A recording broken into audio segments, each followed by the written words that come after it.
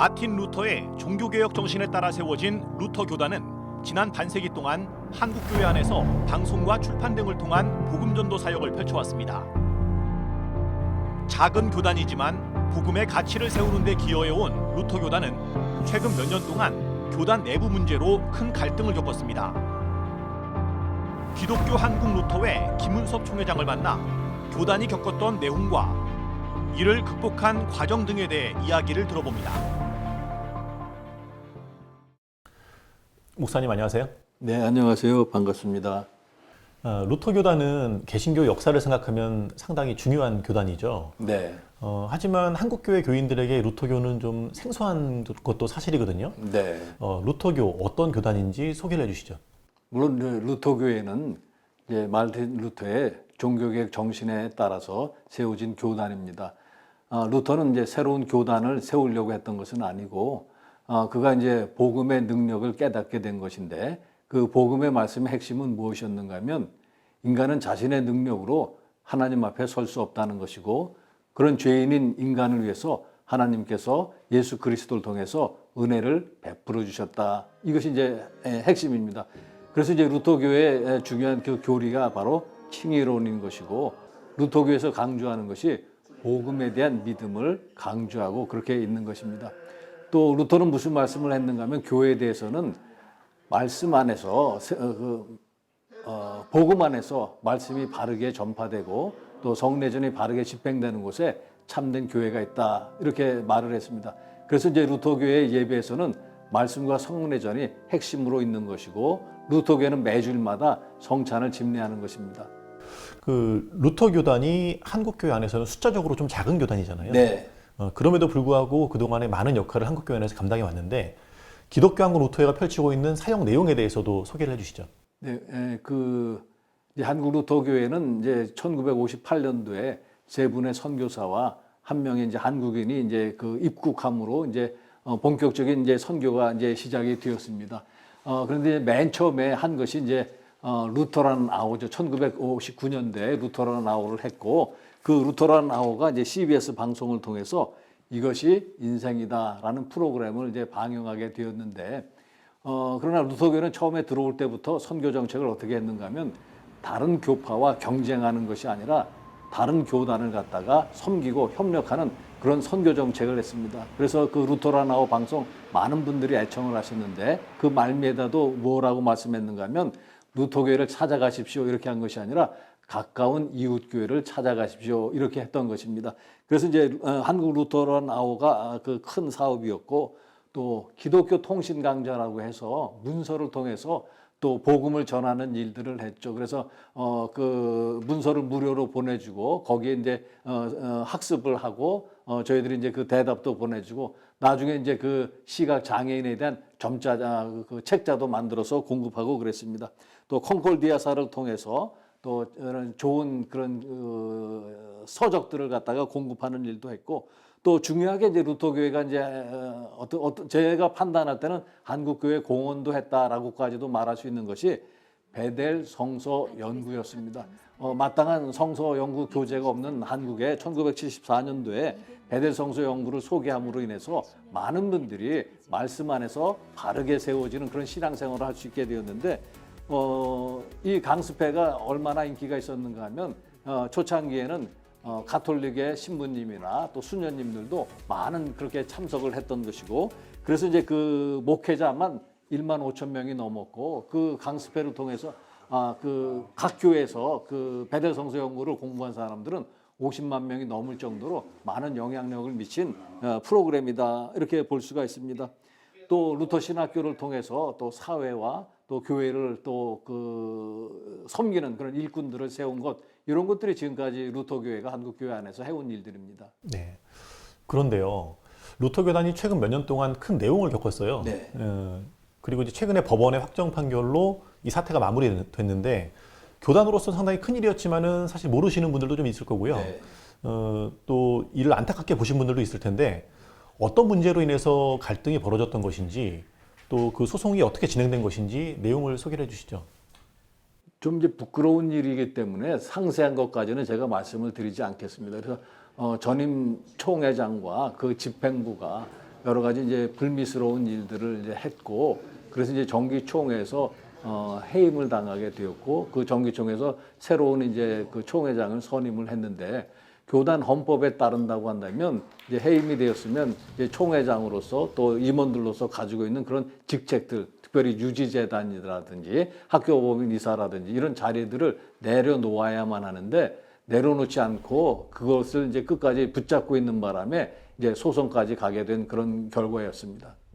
사실 이제 유지재단이라는 것은 이름이 그대로 총회 유지재단입니다. 그래서 유지재단은 결국 총회를 위해서 설립된 것인데, 그것을 거꾸로 이제 유지재단이 총회와 이제 독립된 기관이다. 또 심지어는 유지재단이 총회를 나중에 설립했다. 뭐 이런 말까지 주장까지 하면서 법정 소송을 한 것은 상당히 이제 안타까운 일이고, 그것이 이제 잘못되었다는 것이 이제 소송을 통해서 이제 바로 잡히게 된 그런 일입니다. 네, 이제 최종적으로 법원은 교단의 총회가 유지재단의 상위 기관이다라고 이제 인정을 한. 그렇지. 그걸 이제 명백하게 해준 예. 것이고, 또 비록 이제 유지재단 정관에는 안 나와 있다 할지라도 유지재단의 이제 이사들은 이제 하위 기관이기 때문에 총회에 여러 가지 이제 상위 그 헌법이라든지 규정들을 지켜야 할 의무가 있다. 이런 것까지도 이제 그 명확하게 이제 그 판단해 준 것입니다. 네, 루터교뿐만 아니라 한국 교회의 다른 교단들도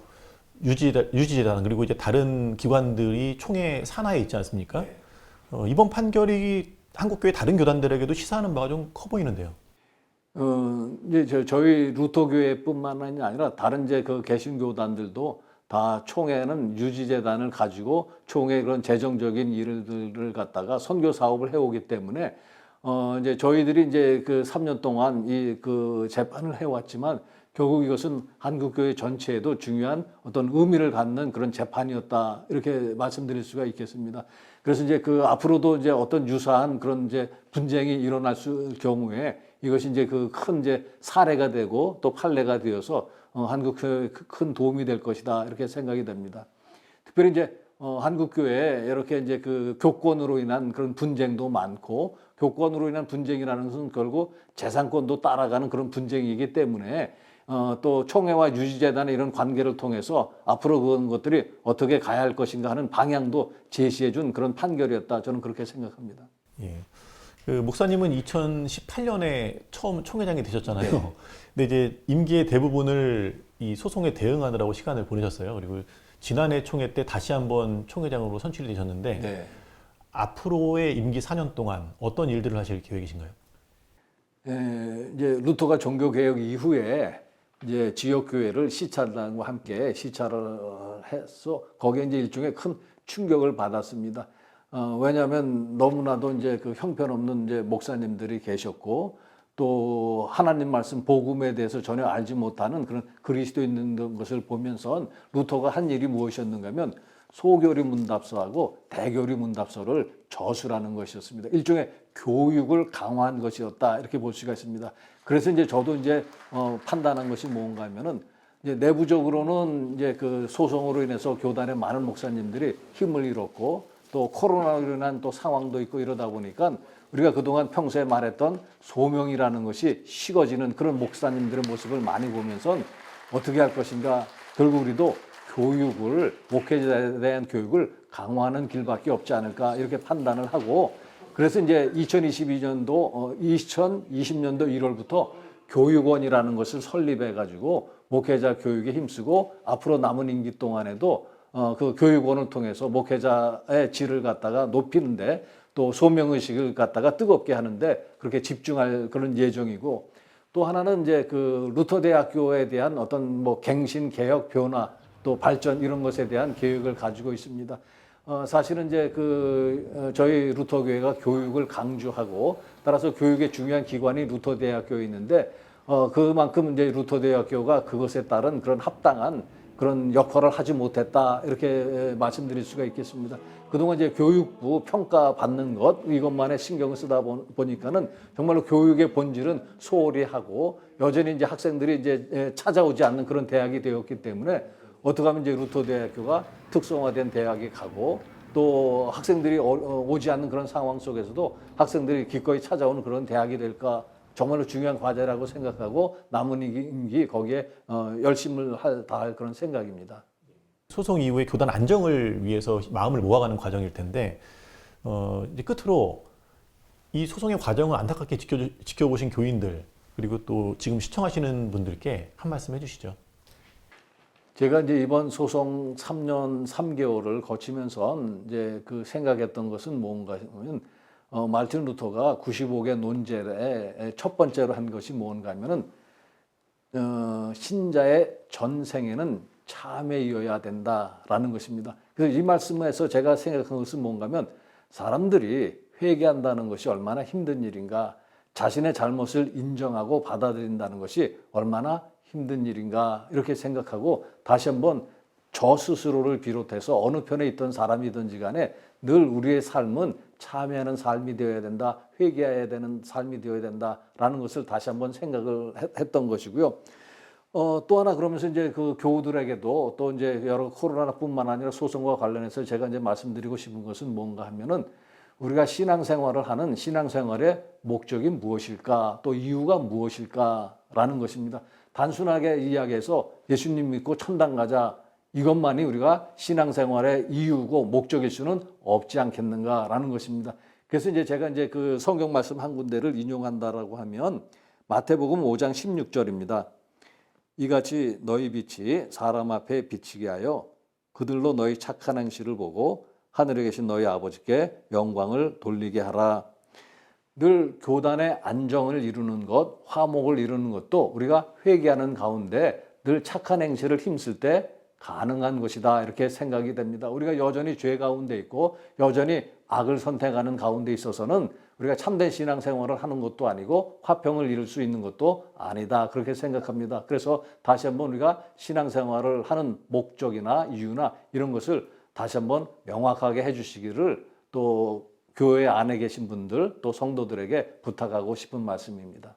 네, 기독교 루터회가 안정을 찾아서 교단이 추구하는 어떤 사역들을 더 왕성하게 펼쳐갈 수 있길 바라겠습니다. 목사님 오늘 말씀 감사합니다. 네, 고맙습니다.